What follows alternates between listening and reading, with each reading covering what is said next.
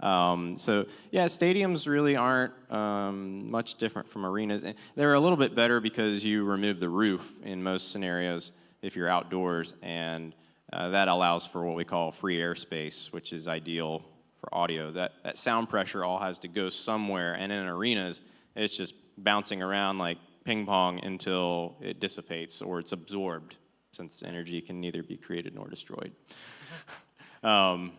So stadiums outdoors are great for us because the sound has somewhere to go.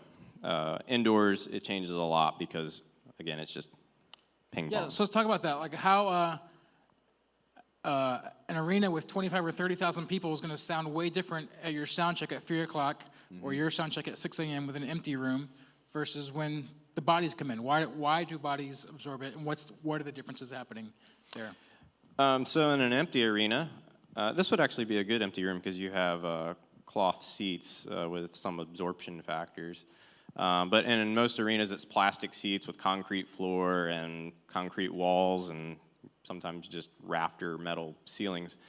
So when we do a sound check in those rooms, it's going to be very reverberant, or swimmy is another term we use for that.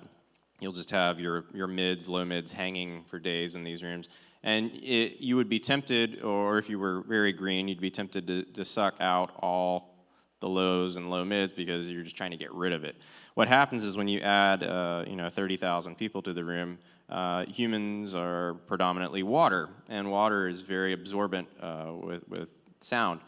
So we're basically walking baffles, and we just absorb the energy. So that just comes with experience more than anything. There's not a mathematical formula for, okay, we need to tune the system this way to account for 35,000 bodies. It's just best practices of, okay, let's leave that in here because we know, having done this for X amount of years, sort of like driving down the interstate, you know where all the potholes are on the same road where you're driving. Right.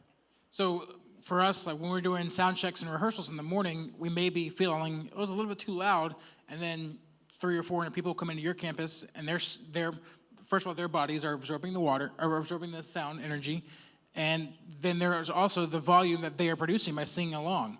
That's going to change your mix, so it may not be quite as loud. Which we call the noise floor. Right, and when even though all your settings are the same on your board, it's not actually, doesn't feel as loud because there's bodies in there absorbing it, and the crowd is singing along, producing, a good bit of volume as well.